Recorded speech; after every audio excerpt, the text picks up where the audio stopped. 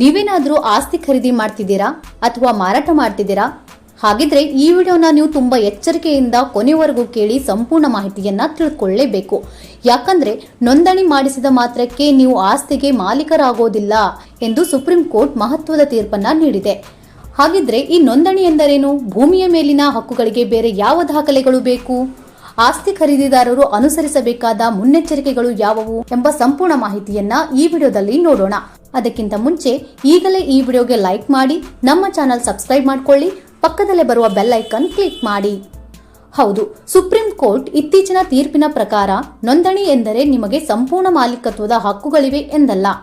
Supreme ಕೋರ್ಟ್ನ ತೀರ್ಪಿನ ಪ್ರಕಾರ ನೋಂದಣಿ ಕೇವಲ ಹಣಕಾಸಿನ ವಹಿವಾಟಿನ ದಾಖಲೆಯಾಗಿದೆ ಎಂದು ತೀರ್ಪನ್ನ ನೀಡಿದೆ. ಈ ತೀರ್ಪನ್ನು ಯಾವ ಕೇಸ್ನ ಆಧಾರದ ಮೇಲೆ ನೀಡಲಾಗಿದೆ ಎಂಬುದನ್ನ ನೋಡೋದಾದ್ರೆ, ಭಾವನಾ ಕೋಆಪರೇಟಿವ್ ಹೌಸಿಂಗ್ ಸೊಸೈಟಿ ಪ್ರಕರಣದ ಭಾಗವಾಗಿ ಸುಪ್ರೀಂ ಕೋರ್ಟ್ ಈ ತೀರ್ಪನ್ನ ನೀಡಿದೆ. ಈ ಪ್ರಕರಣವು ಹಿಂದಿನದಕ್ಕೆ ಹೋದರೆ, ಭಾವನಾ ಕೋಆಪರೇಟಿವ್ ಹೌಸಿಂಗ್ ಸೊಸೈಟಿಯು 1982ರಲ್ಲಿ 53 ಎಕರೆ ಭೂಮಿಯನ್ನ ಖರೀದಿಸಿತ್ತು. ನಂತರ ಆ ಭೂಮಿಯನ್ನ ಹಲವಾರು ಜನರಿಗೆ ಮಾರಾಟ ಮಾಡಿತ್ತು. ಈ ವಹಿವಾಟುಗಳಿಗೆ ಸಂಬಂಧಿಸಿದ ನೋಂದಣಿ ದಾಖಲೆಗಳಿವೆ.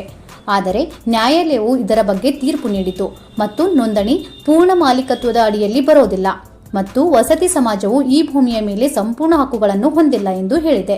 ಆದ್ದರಿಂದ ನೋಂದಣಿಯು ಪೂರ್ಣ ಭೂ ಮಾಲೀಕತ್ವದ ಅಡಿಯಲ್ಲಿ ಬರೋದಿಲ್ಲ ಎಂದು ಈ ತೀರ್ಪಿನಿಂದ ತಿಳಿಯಬಹುದು. ಹಾಗಿದ್ರೆ ನೋಂದಣಿ ಎಂದರೇನು?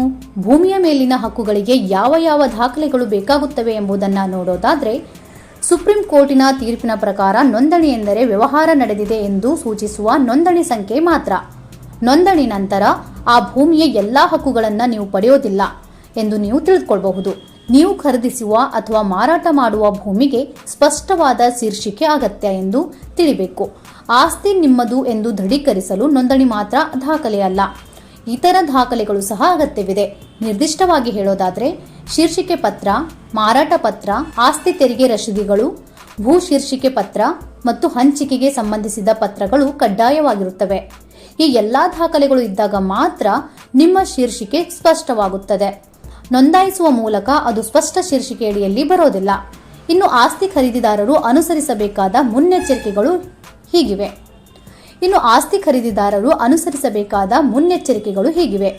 ನೀವು ಆಸ್ತಿಯನ್ನ ಖರೀದಿಸುತ್ತಿದ್ದರೆ ಭೂಮಾಲೀಕರು ಆ ಭೂಮಿಗೆ ಸಂಬಂಧಿಸಿದ ಎಲ್ಲ ದಾಖಲೆಗಳನ್ನು ಹೊಂದಿದ್ದಾರೆಯೇ ಎಂದು ಪರಿಶೀಲಿಸುವುದು ಉತ್ತಮ.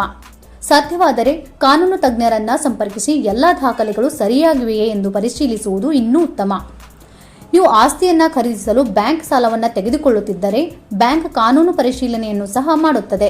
ಹೀಗಾಗಿ ನೀವು ಖರೀದಿಸುತ್ತಿರುವ ಆಸ್ತಿಗೆ ಸ್ಪಷ್ಟವಾದ ಶೀರ್ಷಿಕೆ ಇದೆಯೇ ಅಥವಾ ಇಲ್ಲವೇ ಎಂಬುದನ್ನು ಸ್ಪಷ್ಟವಾಗುತ್ತದೆ. ಆಸ್ತಿಯನ್ನ ಖರೀದಿಸುವ ಮೊದಲು ನೀವು ದಾಖಲೆಗಳನ್ನು ಪರಿಶೀಲಿಸಬೇಕು.